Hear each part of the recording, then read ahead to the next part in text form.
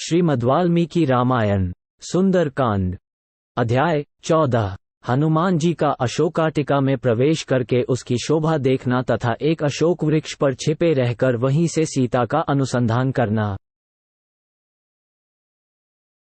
महातेजस्वी हनुमान जी एक मुहूर्त तक इसी प्रकार विचार करते रहे। तत्पश्चात मन ही मन सीता जी का ध्यान करके वे रावण के महल से कूद पड़े और अशोक वाटिका की चहारदीवारी पर चढ़ गए। उस चहारदीवारी पर बैठे हुए महाकपि हनुमान जी के सारे अंगों में हर्षजनित रोमांच हो आया। उन्होंने वसंत के आरंभ में वहां नाना प्रकार के वृक्ष देखे, जिनकी डालियों के अग्रभाग फूलों के भार से लदे थे। वहां साल, अशोक, निम्ब और चंपा के वृक्ष खूब खिले हुए थे। बहुवार, नागकेसर और बंदर के मुंह की भांति लाल फल देने वाले आम भी पुष्प एवं मंजरियों से सुशोभित हो रहे थे। अमराइयों से युक्त वे सभी वृक्ष शत शत लताओं से आवेष्टित थे। हनुमान जी प्रत्यंचा से छूटे हुए बाण के समान उछले और उन वृक्षों की वाटिका में जा पहुंचे। वह विचित्र वाटिका सोने और चांदी के समान वर्ण वाले वृक्षों द्वारा सब ओर से घिरी हुई थी। उसमें नाना प्रकार के पक्षी कलरव कर रहे थे, जिससे वो सारी वाटिका गूंज रही थी। उसके भीतर प्रवेश करके बलवान हनुमान जी ने उसका निरीक्षण किया। भांति भांति के विहंगमों और मृग समूहों से उसकी विचित्र शोभा हो रही थी। वह विचित्र काननों से अलंकृत थी और नवोदित सूर्य के समान अरुण रंग की दिखाई देती थी। फूलों और फलों से लदे हुए नाना प्रकार के वृक्षों से व्याप्त हुई उस अशोक वाटिका का मतवाले कोकिल और ब्रह्म सेवन करते थे। वह वाटिका ऐसी थी जहां जाने से हर समय लोगों के मन में प्रसन्नता होती थी। मृग और पक्षी मदमत हो उठते थे। मतवाले मोरों का कलनाद वहां निरंतर गूंजता रहता था और नाना प्रकार के पक्षी वहां निवास करते थे। उस वाटिका में सती साध्वी सुंदरी राजकुमारी सीता की खोज करते हुए वानर वीर हनुमान ने घोंसलों में सुखपूर्वक सोए हुए पक्षियों को जगा दिया। उड़ते हुए विहंगमों के पंखों की हवा लगने से वहां के वृक्ष अनेक प्रकार के रंग बिरंगे फूलों की वर्षा करने लगे।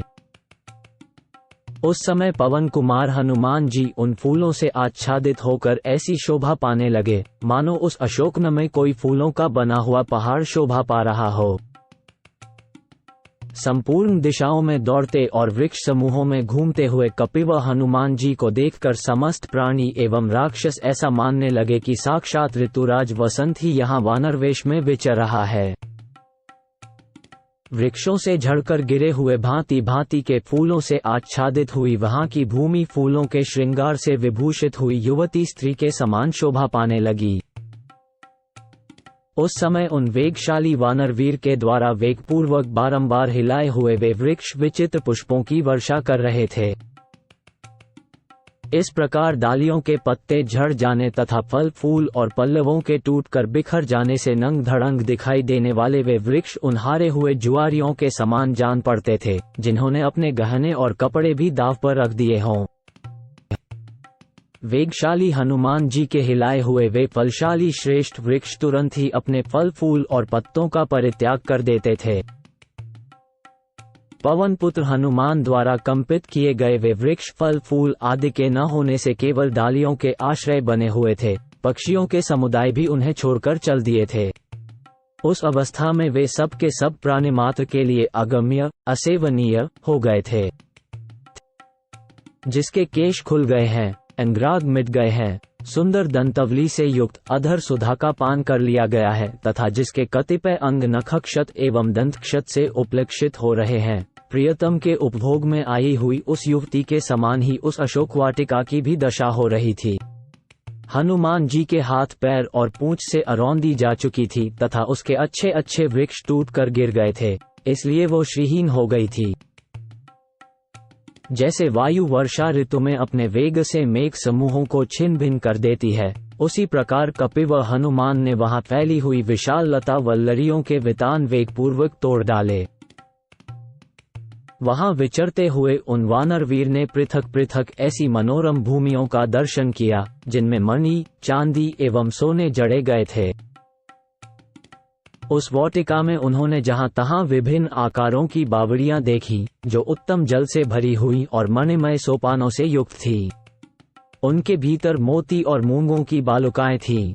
जल के नीचे की फर्श स्फटिक मणि की बनी हुई थी और उन बावड़ियों के तटों पर तरह तरह के विचित्र सुवर्णमय वृक्ष शोभा दे रहे थे। उनमें खिले हुए कमलों के वन और चक्रवाकों के जोड़े शोभा बढ़ा रहे थे तथा पपीहा, हंस और सारसों के कलनाद गूंज रहे थे। अनेकानेक विशाल तटवर्ती वृक्षों से सुशोभित, अमृत के समान मधुर जल से पूर्ण तथा सुखदायिनी सरिताएं चारों ओर से उन बावड़ियों का सदा संस्कार करती थीं, उन्हें स्वच्छ जल से परिपूर्ण बनाए रखती थीं। उनके तटों पर सैकड़ों प्रकार की लताएं फैली हुई थीं। खिले हुए कल्पवृक्षों ने उन्हें चारों ओर से घेर रखा था। उनके जल नाना प्रकार की झाड़ियों से ढके हुए थे तथा बीच बीच में खिले हुए कनेर के वृक्ष गवाश की सी शोभा पाते थे। फिर वहां कपिश्रेष्ठ हनुमान ने एक मेघ के समान काला और ऊंचे शिखरों वाला पर्वत देखा, जिसकी चोटियां बड़ी विचित्र थीं। उसके चारों ओर दूसरे दूसरे भी बहुत से पर्वत शिखर शोभा पाते थे। उसमें बहुत सी पत्थर की गुफाएं थीं और उस पर्वत पर अनेकानेक वृक्ष उगे हुए थे। वह पर्वत संसार भर में बड़ा रमणीय था। कपिव हनुमान ने उस पर्वत से गिरी हुई एक नदी देखी, जो प्रियतम के अंग से उछलकर गिरी हुई प्रियतमा के समान जान पड़ती थी, जिनकी डालियां नीचे झुककर पानी से लग गई थीं। ऐसे तटवर्ती वृक्षों से उस नदी की वैसी ही शोभा हो रही थी, मानो प्रियतम से रूठकर अन्यत्र जाती हुई युवती को उसकी प्यारी सखियां उसे आगे बढ़ने से रोक रही हों। फिर उन महाकपि ने देखा कि वृक्षों की उन डालियों से टकराकर उस नदी के जल का प्रवाह पीछे की ओर मुड़ गया है, मानो प्रसन्न हुई प्रेयसी पुनः प्रियतम की सेवा में उपस्थित हो रही हो। उस पर्वत से थोड़ी ही दूर पर कपिश्रेष्ठ पवन पुत्र हनुमान ने बहुत से कमल मंडित सरोवर देखे, जिनमें नाना प्रकार के पक्षी चहचहा रहे थे। उनके सिवा उन्होंने एक कृत्रिम तालाब भी देखा, जो शीतल जल से भरा हुआ था। उसमें श्रेष्ठ मणियों की सीढ़ियां बनी थीं और वह मोतियों की बालुकाराशि से सुशोभित था। उस अशोक वाटिका में विश्वकर्मा के बनाए हुए बड़े बड़े महल और कृत्रिम कानन सब ओर से उसकी शोभा बढ़ा रहे थे। नाना प्रकार के मृग समूहों से उसकी विचित्र शोभा हो रही थी। उस वाटिका में विचित्र वन उपवन शोभा दे रहे थे।